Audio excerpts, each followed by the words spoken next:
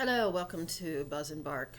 I'm Patricia, and I'm going to do something interesting today. I'm going to first start out with some sound, and then I'm going to get into a little bit of a teaching, and then I'm going to do Reiki for the earth, and I'll get into that in a minute. But remember to like, share, and comment and subscribe. Thanks.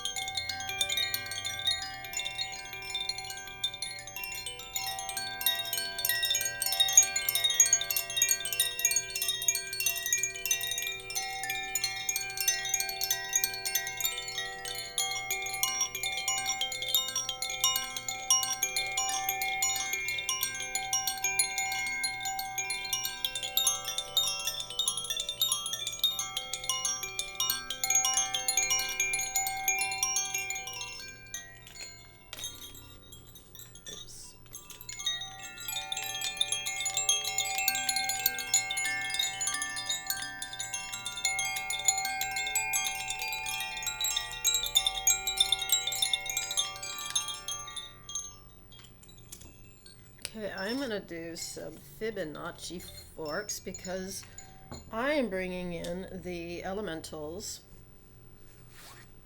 and Gaia energy today. Okay, here we go.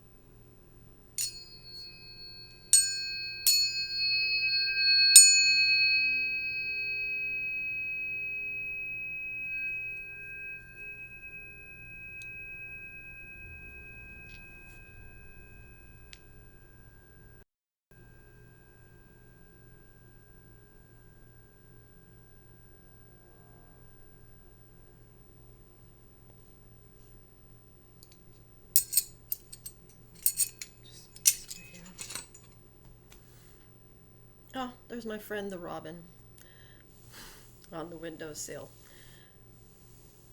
Okay, so here's what's going on. I know that there's always pesticides and herbicides that are sprayed everywhere, and normally, even though I'm chemically sensitive, I try to ignore it because if I get too focused on it, it will cause my nervous system to dysregulate, and then I'll become fearful, which has been happening lately. So, where I live in Washington State, and this could be happening anywhere, we had like a really strange winter. So, the farmers started doing the herbicides and probably the pesticides much later than they normally would and in more concentrated forms. So, I actually ended up getting a mast cell activation flare up, which was caused by probably just a minute exposure to herbicide. And part of my body actually froze, like The arm, I was barely able to move it. My shoulder froze in place. I had like pain and extreme nausea and tremors, and it was just really frightening. And then I kind of rearranged my life so that I didn't have to go back to this area to get to medical appointments. And I was doing my medical appointments from home, through the screen. And then I found out this past week that my own neighborhood was going to be sprayed with, like, a whole big chunk of the neighborhood, like not just a neighborhood, but like this whole section of a city was going to be sprayed because of chickweed and crabgrass and all the stuff that grows in the cracks of the sidewalks. And I thought, well, this is insane. Like, why are you even doing this? And the only reason I found out is because I'm chemically sensitive, so I'm registered with the state's agricultural department, which means they have to notify me when there's going to be spraying. That doesn't mean that I'm protected from the spray, because they can still spray. It just means that I'm told ahead of time that this is going to happen, and then I can, keep the windows closed and not go anywhere, basically, be housebound, kind of like during the pandemic. But anyways, so this has been brought to my attention, and yesterday I went for a really long walk, and what came to me was, well, what can I do about this, right? Like, as a metaphysical practitioner, as a Reiki master, as, somebody who has a lot of different practices, like, what can I do? So I did something where I walked around part of the neighborhood and I blessed the plants. So that was one of the first things I did, was I just blessed, whether they were what is considered weeds, which usually aren't weeds, or usually like things that you could make into a tea and heal yourself with, like chickweed and dandelion, and a lot of the stuff that has been considered weeds really isn't. And there's a book by a woman, actually her name is Susan Weed, and I read her book decades ago about a lot of these so-called weeds that grow in parks, or, I wouldn't go get it off the sidewalks, but, she was saying, you can make teas, you can, like, chickweed can actually be made into like a food, like it's very nutritious, it's got a lot of vitamin C, it's got a lot of like micronutrients. And so she was talking about, changing your frame of mind about what is a weed and what isn't a weed. And, a weed to me would be something that's poisonous, like poison hemlock, or maybe something that's so invasive that it's killing off other plants that are, beneficial to the environment. Although with Japanese knotweed, that's considered a noxious weed. And actually, Japanese knotweed is one of the #1 plant medicines that could be used for things like Lyme disease.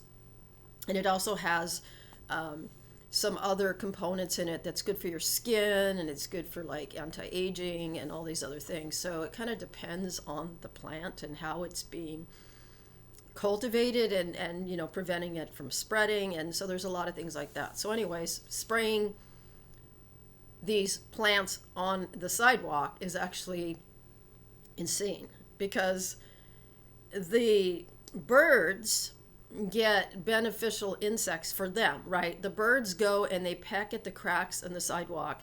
Sometimes they get seeds, sometimes they get they'll use pieces of the plants, or they'll use the plants for maybe a nest, or they'll use the insects that are in those plants to feed their, especially in the spring, to feed their young.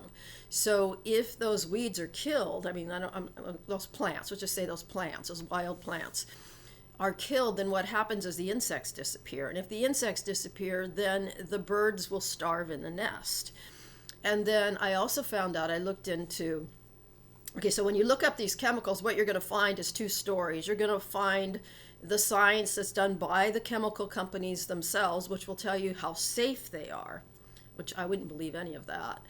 And then you'll have the studies that have been done by universities, and, maybe the University of Washington did a study on Roundup, and, and so there's different studies out there that will show, okay, this is connected to lymphoma, which is a terrible form of cancer. And then I also found out tens of thousands of dogs die from lymphoma every year. That's tens of thousands of dogs are dying from lymphoma. Now, I don't know, I know that certain pesticides can kill a cat. The ones that are made from the chrysanthemum flower, those actually, a lot of the times those get sprayed in apartment buildings or homes. Or they may have a mixture of chemicals. That might be one of the chemicals, and then they'll have all these other chemicals, and then there's the preservatives, and there's all these things. Well, there was a woman in Pennsylvania who her apartment was sprayed and her cat died. And I think she was suing the landlords, or I can't remember what it was.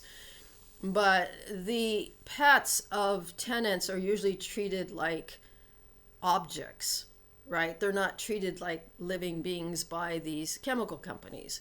Now, the other thing that I've been seeing is these pest control, they'll come knock on your door, at least where I live, and they're pest, right? They're the pest because they come knocking on your door.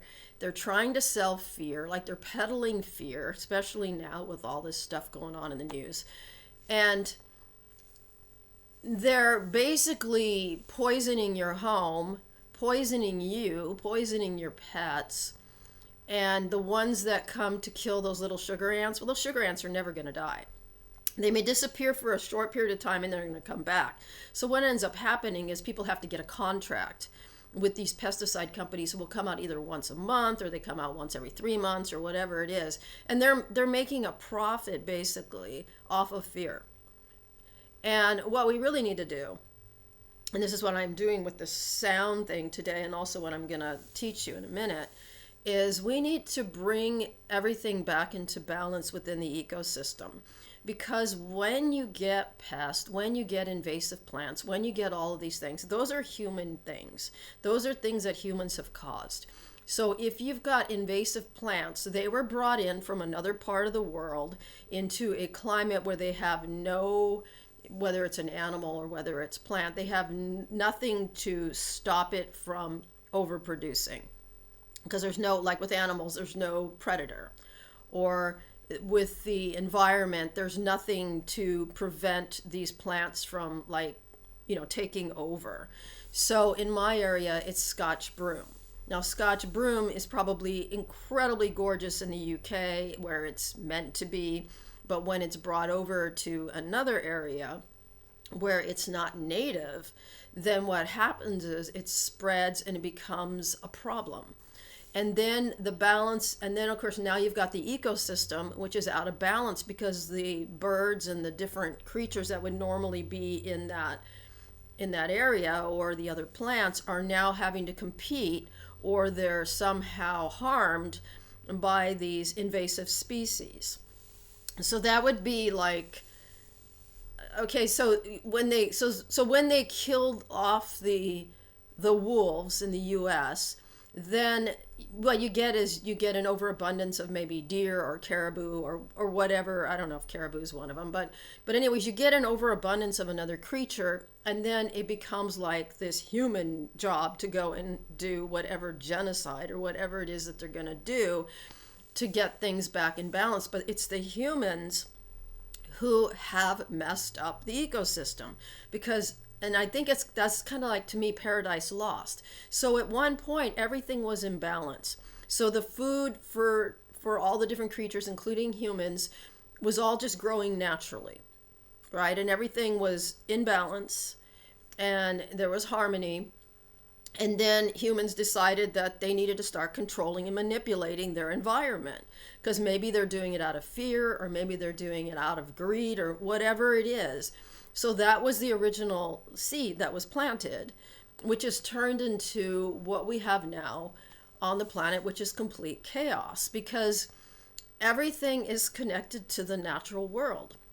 So if we're spending all of our time in these artificial environments, and we're afraid of nature, like nature is the enemy. And you can actually see this in a lot of like classic books and stuff where nature's the enemy, because there has to be an adversary, and it will be like nature, man against nature. And so what happens is we're in these artificial worlds. We disconnect from the natural world. We disconnect from the frequencies of the natural world, whether that's bees buzzing, birds singing, or being on the earth and feeling the vibrations of the earth, or maybe being in the sunlight when it's, a good time of day to be in the sunlight, or maybe bathing under the moonlight, or, whatever it is. So when we're no longer doing these things or forest bathing, then what happens is we get these like nervous disorders. Now, I'm not a medical doctor, but I've noticed this within myself, and I've read about this, where now we're completely like, we're not plugged in to nature. And when we're not plugged into nature, we become very frantic. Our emotions are all over the place. Our thoughts are all over the place. We end up getting preoccupied with things like consumerism or distractions or all these things. And then we're just kind of like wired, like, we become very hyperactive, and we become very knee jerk, like we react to everything, and we're no longer mindful because we don't have any peace within us. And the reason we don't have peace within us is because we're spending all our time on these devices, especially people that are on their phones 24 or whatever. I mean, I'm sure people aren't on their phone 24/7, but, when they have their phone next to them when they're sleeping and it's turned on or whatever, and so not only do we have all these EMFs in the environment, but we also have, like, now we have these pesticides and these herbicides, and we have like all of these chemicals from like all these different things, and the chemicals that are pumped into the animals, all of these things, whether it's pharma that ends up in our drinking water or whatever it is. So we're living in this artificial world where we've pulled ourselves away from Gaia. We've pulled ourselves away from all the natural remedies that are growing around us. And instead of, like the chickweed, the dandelion, and the clover, and all of these things that are very powerful healing plants, and so we move away from that model, and then we go into this thing where we're manufacturing chemicals, and we're putting basically we're polluting our bodies, we're polluting the earth, and then we wonder why we don't feel well, right? And so if we don't get back in balance with nature, then what happens is we become more violent, we become more destructive, we become more fearful, we have to control everything, we have to manipulate everything, and it's all programming. And it's programming to keep us feeling helpless. It's programming to disempower us. And I think we're now in this awakening where nature is becoming, for some people, at least for me and some other people, nature's becoming more alive. People are now talking to trees. They're putting these little devices on like plants and trees, and then these devices play the music of these plants, and then the music of the plants helps us to calm our nervous systems. And then we have all these things where we're finding out that cats purring is very healing for us. So if we don't have a cat, then we can listen to recordings. Of course, you need a device for that, but still. And we're finding out that bees buzzing is, it's a very helpful frequency. And then there's bee venom therapy for people with things like Lyme disease and some of these chronic diseases. And so there's all these ways that we're getting back into nature. And of course, herbalists are still around. And, you've got homeopathy, and you have the flower essences.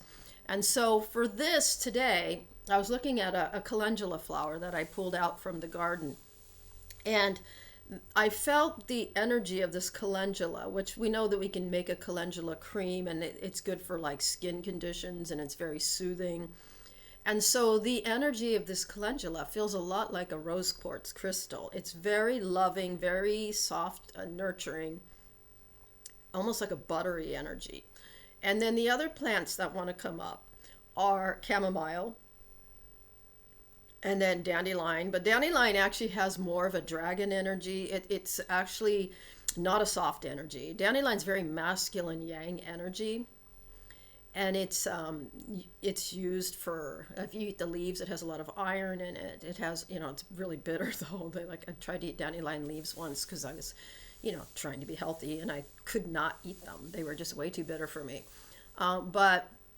So there's dandelion leaves. The dandelion root is what I like. And I've also made things with the dandelion, the flowers. So you can use the whole plant of dandelion, but just make sure you're getting them from an area that has not been sprayed with chemicals, because a lot of people have in the past. I'm not seeing it so much now, but people get a dandelion on their lawn and all of a sudden they're just spraying the heck out of their lawns. I'm not seeing that so much anymore. I've actually seen a lot of wild flowers growing in people's lawns and stuff, and I've seen clover mixed with grass, and I've seen some pretty cool improvements over the years. But traditionally people would spray the dandelions, and so the soil's probably, I wouldn't want to eat dandelions, you know. And actually I didn't know that my dad had used Roundup like on the yard. I only found out recently, and he had lied to me and told me he never used it.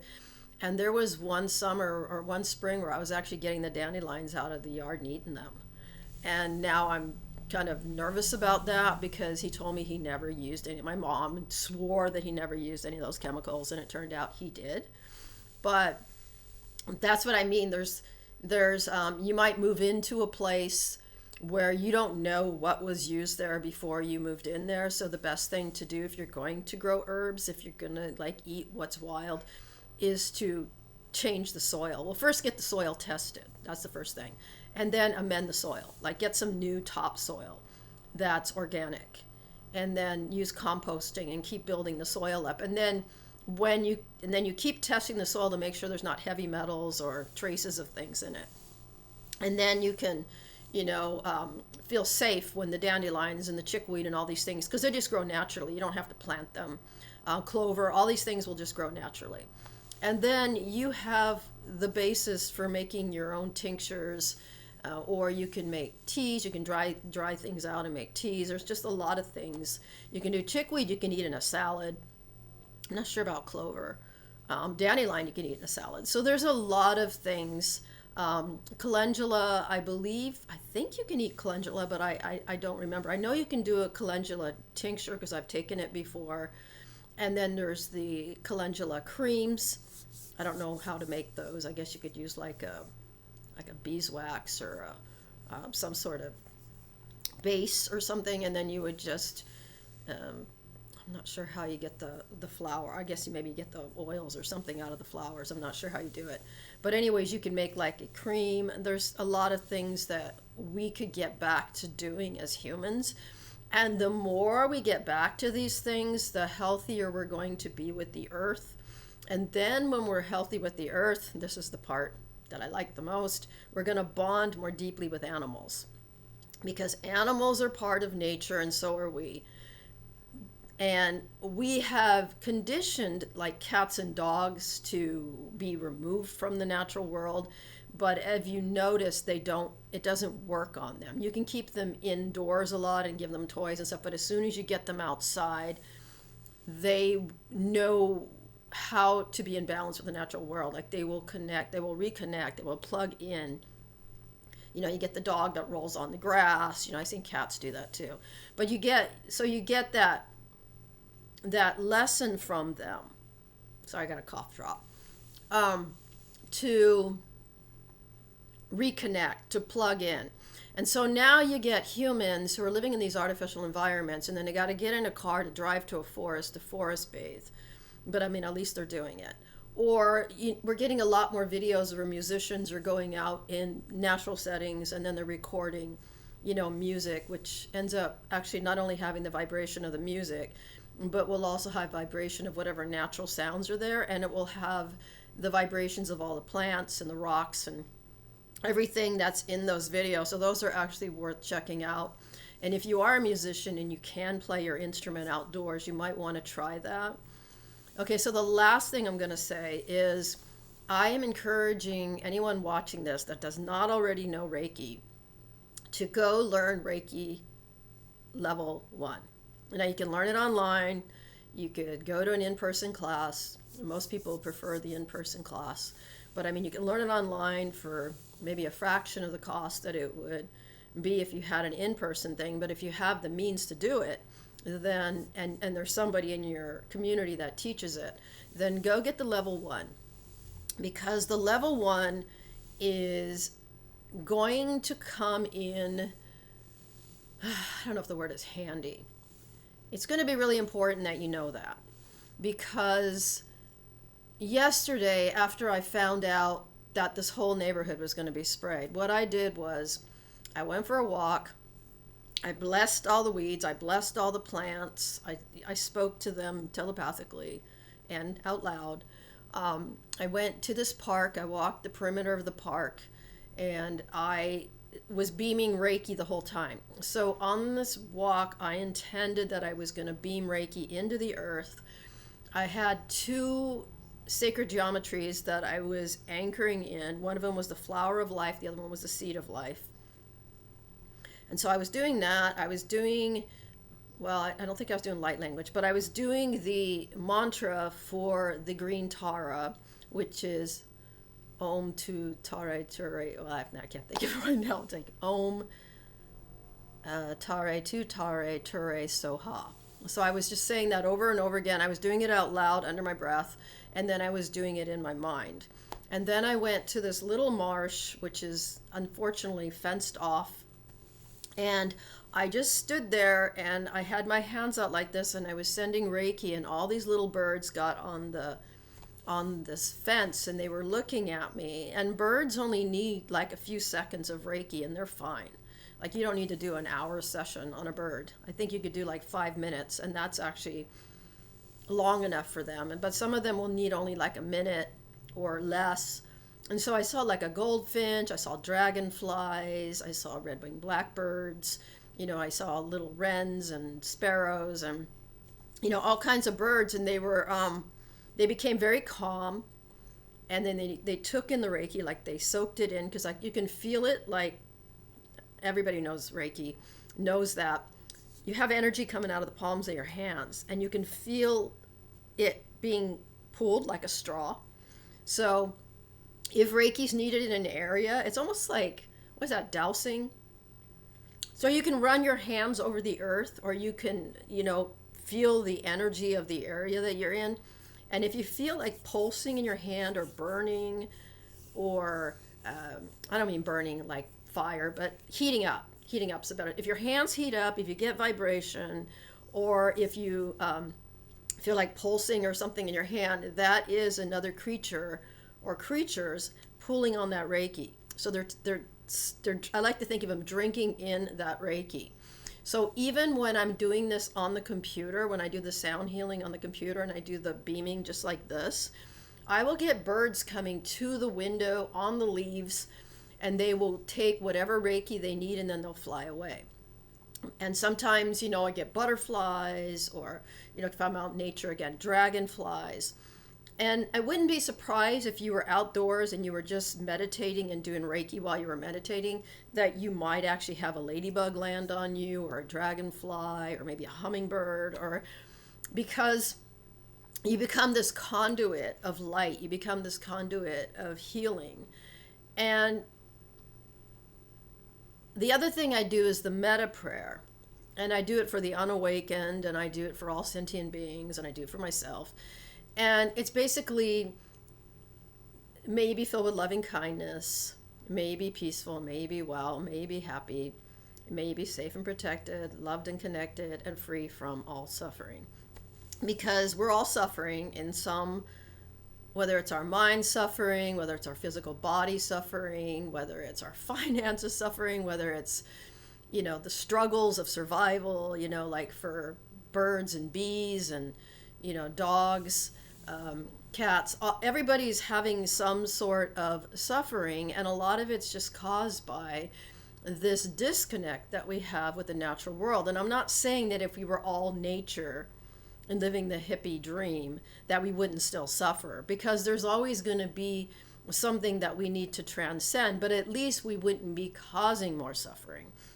So when these people go and they spray the earth with all these chemicals, they are creating immense suffering.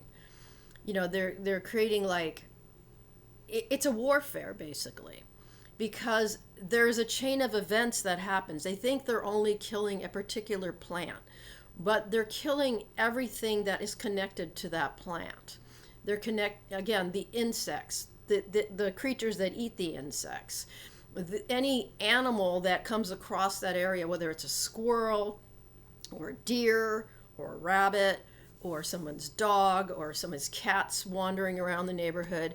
All of these creatures are now taking in this suffering. They're not only taking it in chemically, they're taking it in from the intention that is connected to that product, because that product is meant to kill something, right? So it is based on fear.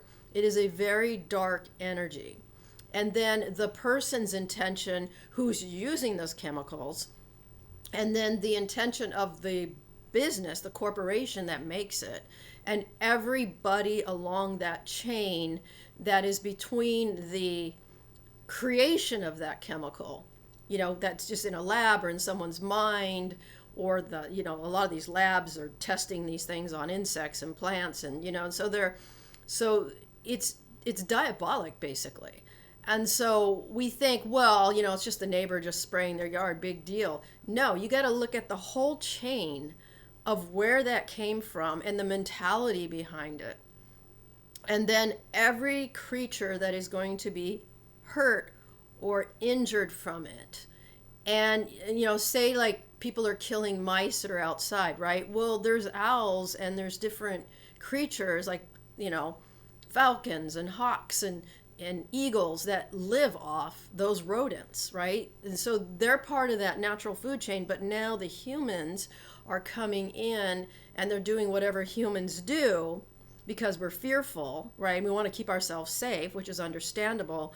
But unfortunately, what we do is we create this chain of suffering, and it's the opposite of mindfulness.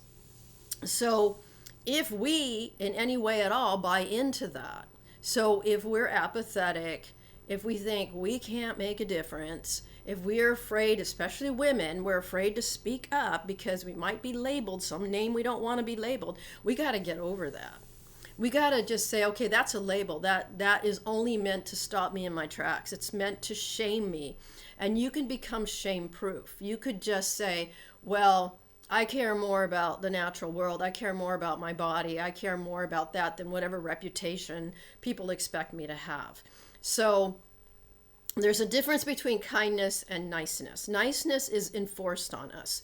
It's like you got to be a nice girl. You need to be, especially you see this more with women than boys, right? With girls, it's like you need to be a nice girl, and you get punished if you're not a nice girl. Now, that's not saying we go and be mean, but we have to be able to experience like all of ourselves, and and be because eventually if we don't, then we get these shadows, and then we try to repress the shadows, and then that causes a lot of issues. And so if we're going to be more aligned with nature, and we're going to be more aligned with animals, and we got to be authentic. And in order to be authentic, we can't be being programmed into like, well, you got to be the nice girl. You can't like, don't cause trouble. Don't, and then if you're older like me, and if I speak up, then, there's horrible names that when you're older that you can be called as a woman, and then they'll like degrade you and all these other things, but you got to become immune to that. You've got to be, it's not that you go and use profanity and call people names or whatever, but you can call them out on their behaviors. You can say, well, this thing that you're doing is going to cause this much harm, and I'm not going to back down from that. So if you truly care about the environment, or you truly care about your own health or the health of those that you love, then you have to get to the point where kindness is speaking up. Kindness is looking at the bigger picture. Kindness isn't going and degrading somebody else, but it is pointing out behaviors that are dangerous, and it's saying, hey, if you do that, this is what's going to happen, and I'm not okay with that.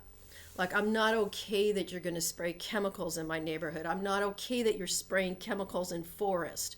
I'm not okay that you're putting poison in the food. I'm not okay that you're spraying the food with all these chemicals that are creating developmental things with children and cancer and all these other things. And so until we get to that point, we can't even call ourselves healers, because healers have to look at the whole picture. It can't be, where you've got, okay, so the medical industry, right? It's like, they know where you're getting cancer from, right? They know. It's the food, it's the air, it's the water. They know all these things. And unless you get something like, I think it's called the Responsible Physicians Committee or something like that in the US, where they actually look at all these things and they're very honest about it. Until we clean things up, we're still going to get these horrible diseases.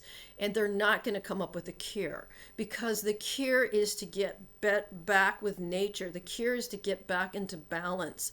And as long as we are out of balance mentally, emotionally, physically, and spiritually, we will not heal. And so healers need to be honest. Healers need to say, hey, this is the bigger picture. This is what's going on. And that might mean activism, I mean, not for everyone, but that might mean that, right? But activism can be done mindfully. It doesn't have to be people yelling at each other and siding against this or that. It can be, well, what is the most mindful way to approach this? What is the most balanced way to approach this? And it might be writing articles. It might be writing opinion pieces. It might be, joining an organization. It might be go and doing, what are they, those crews that go out and clean up forest, or, they work at certain sites or whatever it is. So it could be any number of things. It could be rescuing animals from a shelter. It could be becoming a holistic vet or a holistic healer. So it can be any number of things, but you might find that you're wearing a lot of different hats. So you might find like, okay, this day I'm doing, this spiritual healing for somebody, but the next day you might be writing letters. And so that's where we're at right now. And if we don't do something, then these situations with the chemicals and things, it's not going to go away, because they're relying on us to be apathetic and fearful. And they're, making it so that we'll be too fearful to speak up, right? Especially if we're women, because when women speak up, they get a lot of backlash, like you're being a troublesome woman, but I mean, men can also be considered troublesome as well, but it seems to be more with women. Like we're just supposed to just dumb ourselves down, go and become consumers and be nice girls. And we're now at a time on the planet where we can't do that anymore. And so I am going to I think I'll do some more of the Fibonacci.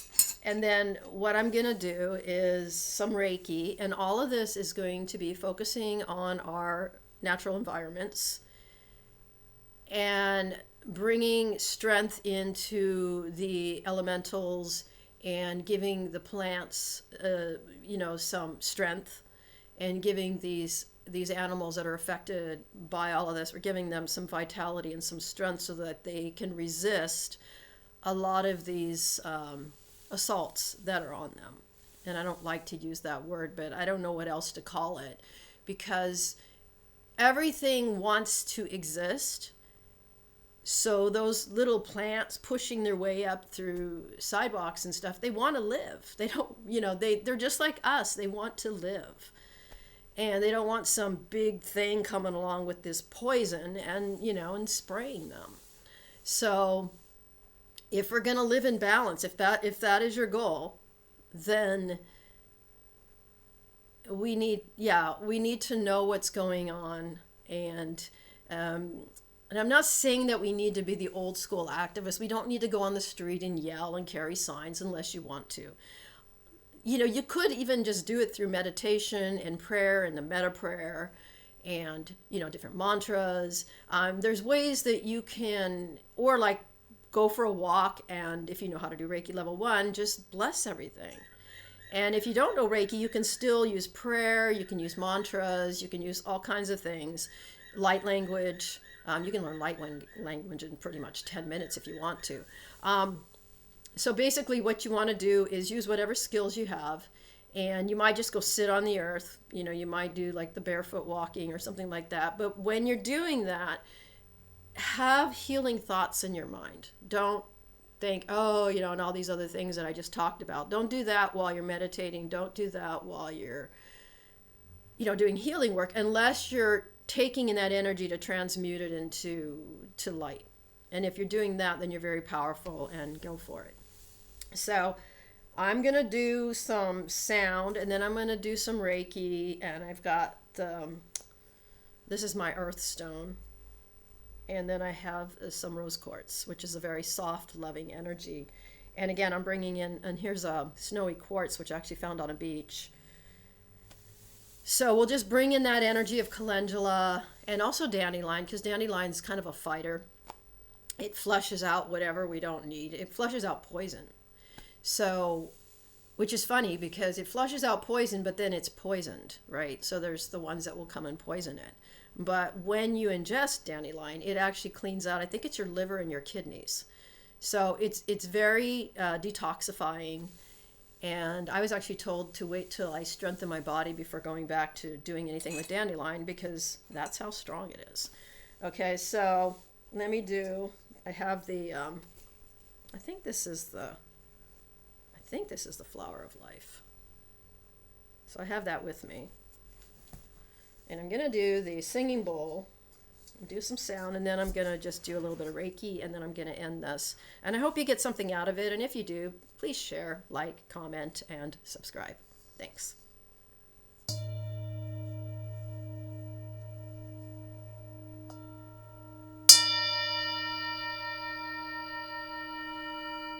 Oops, it doesn't want to stay on my lap.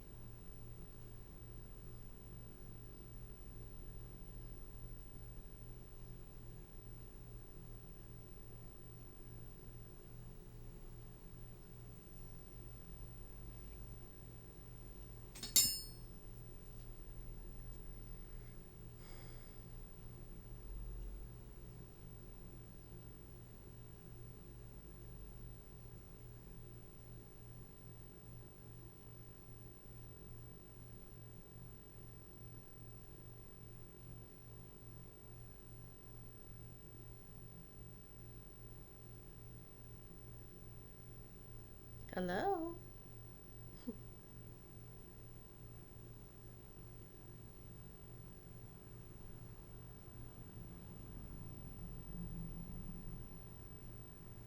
I was saying hello to the robin.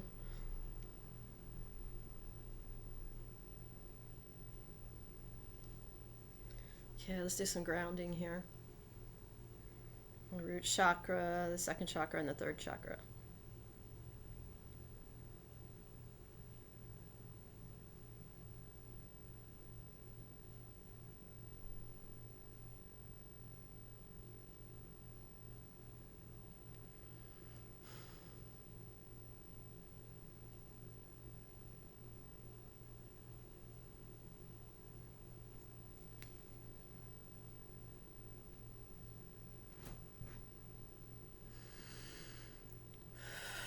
Take some deep breaths.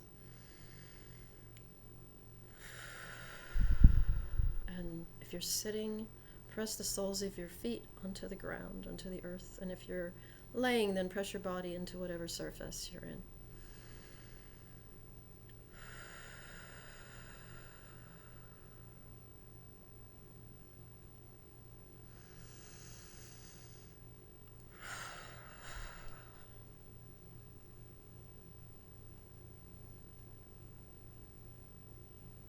Pushing away unwanted energy, and I'm bringing in unconditional love and light.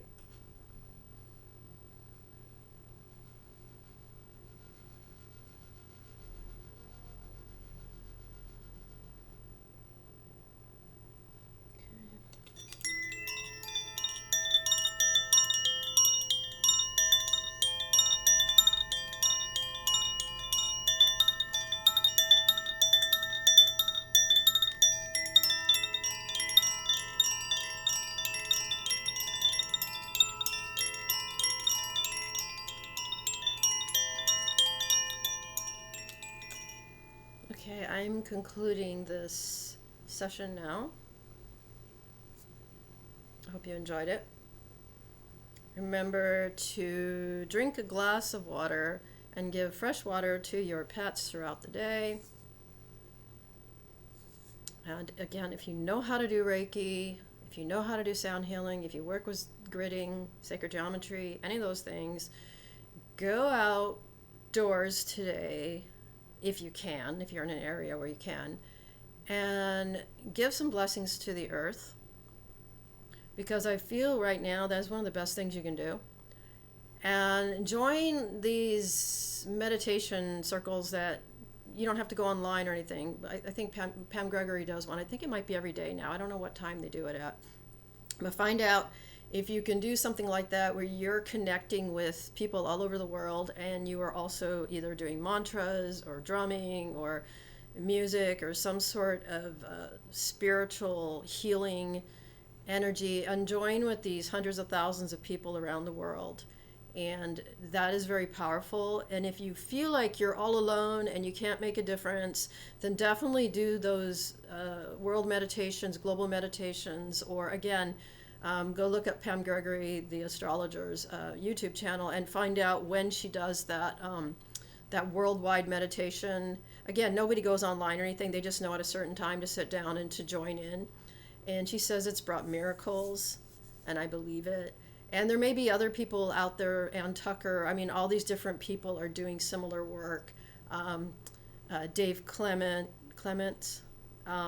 Yeah, so if you can find whoever you resonate with, then to join them, and also watch these videos that I'm making and that other people are making, because as a collective, we're doing a lot of good in the world, even if it looks like nothing is happening. In fact, the more dark it gets, that means that it's working, because it's like when you purge something out of your body. Like say, I don't know if you've ever done a detox. I'm not supposed to do them because my body's not strong enough. But when you do a detox, what happens is you feel really bad at first, right? You think, oh, I'm going to feel all good. And you might feel good, like a buzz after the first, maybe you're doing a juice fast or something. So maybe for the first day, you know, but then the second and third day, you just feel sluggish. You got brain fog. You might feel like you have the flu, because you're removing toxins out of your system. it has to come out of the, I don't know, it's the blood or the organs or whatever it is. And so you're cleansing. And so make sure you're keeping yourself hydrated. Make sure that you're eating healthy. There are a lot of things going on now with, I mean, if you look at like Stefan Burns stuff, there's a lot of like solar energy. There's a lot of like planetary things happening. There's just so much going on in the sky as well as on the earth. And so the more you can stay hooked into the healing energies, and again, you know it's working when you notice stuff coming up. So it could be on the world stage or it could be in your own life. So you might, okay, so what happens is people go to a spiritual workshop and they get the buzz, right? Oh, that felt really good. And then the next day they lose their job, or a relationship breaks up, or something happens and they're thinking, oh, wow, that thing that I did, that spiritual workshop, that was bad. I shouldn't have done that because now my life is messed up. But your life isn't messed up. What's happening is you're detoxing everything that isn't going to be in alignment with where you're going and where the planet's going. So everything's getting into realignment because it's misaligned. And as we get into realignment, things will look darker and darker and darker because it's being flushed up. And it's been there the whole time, but we just didn't notice it. And so now we have to notice it more. And the reason why is because how else are we going to wake people up? And, you know, some people are very, very deeply in sleep. And so it takes some pretty horrendous things to happen in order for people to wake up from this preoccupation or whatever it is that they have believed their whole lives. And then the thing that happens after that belief is crushed is they go into a dark night of the soul. And so then they need the support of healers and teachers, and then they start searching for that. And if you're one of those people, you're going to find that more and more people are going to be coming to you. And so that's what's going on. So remember to plug into the meditations, to the prayers, to the mantras, to whatever it is, drum circles. If somebody in your community is starting, I don't know, if you're a Buddhist, if they're starting some kind of Buddhist community, or if you're Christian, maybe it's a mystical Christian thing, or whatever it is, and you feel drawn to it, then join it. You know, if you can do it, join it, because the more you connect with these other people, whether it's online or in person, the more empowered you're going to feel, and the less isolated you're going to feel. And then you're going to find people in your community that you didn't even know were there, because they were going through the same thing you were going through, but until you reach out and until you network, you don't meet them. So that is the messages that are coming up. And yes, this is about animals too, because the communities could be based with animals. It could be that you meet some really cool people at a dog park, or maybe you're at an animal groomer place and then you sit next to somebody and you become best friends with them. And then, you know, and also you can bond with animals, or you might be called to adopt an animal now, or to foster, things like that. And then when you do that, you end up meeting people that are also, you know, it could be, if it's a dog or a cat or whatever, you'll end up getting into that community of people, you know, again, for whatever animals, horses, whatever it is. So I'm having trouble breathing. So have a wonderful week going forward, bonding with your pet, and I'll see you next week. Bye.